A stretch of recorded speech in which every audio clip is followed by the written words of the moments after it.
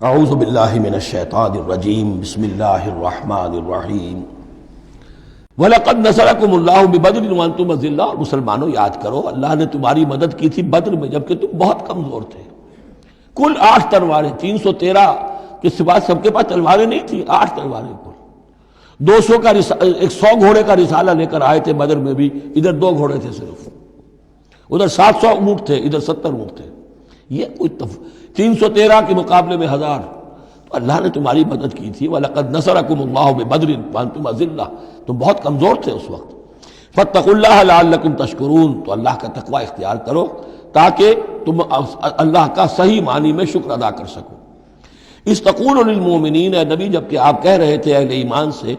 أَلَنْ يَكْفِيَكُمْ، کیا تمہارے لیے یہ کافی نہیں ہے، أَنْ يُمِدَّكُمْ رَبُّكُمْ بِثَلَاثَةِ آلَافٍ مِنَ الْمَلَائِكَةِ مُنزَلِينَ، کہ اللہ تعالیٰ تمہاری مدد کرے 3000 فرشتوں سے کہ جو آئیں اترنے والے ہیں آسمان سے، یعنی 3000 کا لشکر آیا ہے۔ تو اے مسلمانوں میں تمہیں خوشخبری دیتا ہوں اللہ تعالیٰ 3000 فرشتے تمہاری مدد کو بھیجے گا۔ بلا، حضور نے اللہ تعالیٰ کی طرف سے آ رہا، یہ بات تو حضور نے فرمائی تھی، اللہ تعالیٰ نے حضور کی اس دعا گویا کہ دعا کہہ لیجئے یا جو بھی آپ نے پیشن گوئی کی، ایک طرح کا استدعا بھی ہو سکتی تھی کہ اللہ سے اس طریقے سے آپ یہ استدعا کر رہے ہوں، تو فوراً اس کی منظوری کا اعلان ہو گیا، بلا کیوں نہیں۔ ان تصبروا وتتقوا، مسلمانوں اگر تم صبر کرو گے اور تقوی کی روش پر رہو گے، وَيَأْتُوكُم مِّن فَوْرِهِمْ هَٰذَا، اور اگر وہ فوری طور پر تم پر حملہ آور ہو جائے دشمن، يُمْدِدْكُمْ رَبُّكُمْ بِخَمْسَةِ آلَافٍ، تو اللہ تو تمہاری مدد کرے گا تمہارا پروردگار 3000 نہیں 5000 فرشتوں کے ذریعے سے، مصوبین جو نشان زدہ گھوڑوں کے اوپر آئیں گے۔ لیکن اس کے ساتھ دیکھیے وَمَا جَعَلَهُ اللَّهُ إِلَّا بُشْرَىٰ لَكُمْ، لیکن یہ سب بھی اللہ تعالیٰ کی طرف سے ایک بشارت کے طور پر تمہیں بتا دیا گیا، وَلِتَطْمَئِنَّ قُلُوبُكُمْ بِهِ، اور تاکہ تمہارے دل مطمئن ہو جائیں۔ وَمَا النَّصْرُ إِلَّا مِنْ عِنْدِ اللَّهِ، مدد تو ہوتی ہی اللہ کی طرف سے ہے، فرشتوں کا بھیجنا بھی ضروری نہیں ہے، اللہ فرشتوں کو بھیجے بغیر مدد کر سکتا ہے، کن فیکون کی شان رکھتا ہے۔ لیکن تمہاری طبع بشری کے حوالے سے تمہیں یہ خبر دی گئی ہے کہ 3000 کی اگر دشمن سامنے ہے تو تمہیں 3 نہیں 5000، اگر وہ فوری طور پر آگے حملہ آور ہو گئے تو 5000 تمہیں فرشتے بھیج دیں گے۔ لِيَقْطَعَ طَرَفًا مِّنَ الَّذِينَ كَفَرُوا، یہ اللہ تعالیٰ چاہتا ہے کہ یہ کافروں کا ایک بازو کاٹ دے،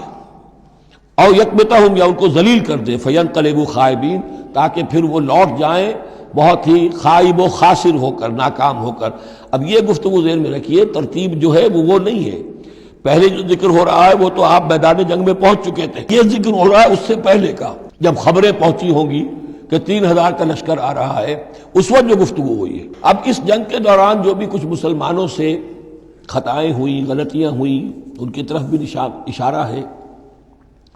اس میں بعض ایک معاملہ ایسا بھی ہوا جو حضور سے بھی خطا کا ایک معاملہ ہوا، اس کے اوپر بھی گرفت ہے، بلکہ سب سے پہلے حضور والے معاملے کو لیا جا رہا ہے۔ جب آپ زخمی ہو گئے شدید اور آپ پر بے ہوشی بھی طاری ہوئی، پھر جب ہوش میں آیا تو آپ کی زبان پر یہ الفاظ آ گئے، کیف یہدی اللہ قوما خضبوا وجہ نبیہم بالدم، اللہ اس قوم کو کیسے ہدایت دے گا جس نے اپنے نبی کے چہرے کو خون سے رنگ دیا، کیونکہ تلوار کا وار پڑا تھا آپ کی، یہ چیک جو ہے، چیک بون پر یہ جو ہڈی ہے چہرے کی، اور اس سے 2 آپ کے دانت بھی شہید ہو گئے تھے،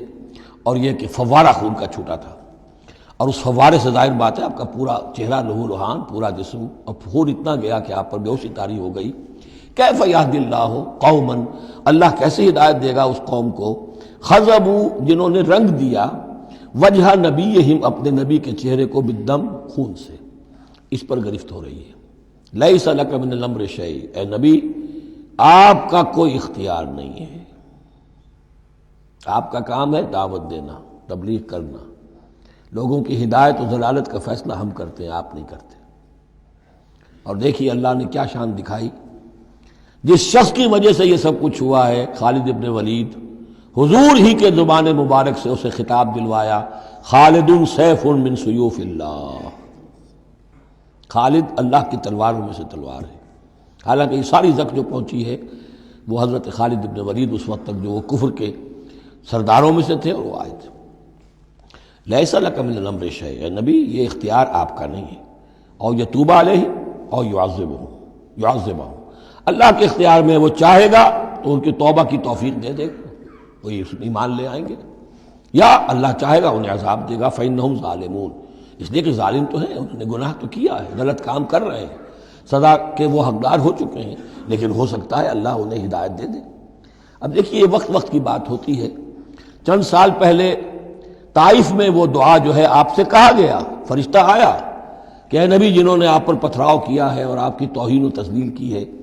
یہ ملک الجبال جو ہے کہتا ہے کہ میں حاضر ہوں، مجھے اللہ نے بھیجا ہے، آپ فرمائیں تو ان دونوں پہاڑوں کو ٹکرا دوں جن کے مابین یہ وادی کے اندر یہ شہر طائف آباد ہے، تاکہ یہ سب پس جائیں، سرما ہو جائیں۔ آپ نے فرمایا نہیں، کیا عجب کہ اللہ تعالیٰ ان کی آئندہ نسلوں کو ہدایت دے دے۔ لیکن اب یہ مرحلہ کچھ ایسا تھا کہ زبان مبارک سے وہ جملہ نکل گیا۔ یہ بھی ہو سکتا ہے کچھ چونکہ بے ہوشی سے ایک دم اٹھے ہیں تو اس وقت شاید پوری طریقے سے آپ جو ہے اپنے پوری طرح اپنے حواس جو ہے ابھی بحال نہیں ہوئے تھے اور یہ الفاظ نکل گئے۔ لیکن اللہ تعالیٰ کا معاملہ یہ الرب رب وَإِن تنزل والعبد عبد وَإِن ترقى، بندہ بندہ ہی رہتا ہے چاہے کتنا ہی بلند ہو جائے، اور رب رب ہی ہے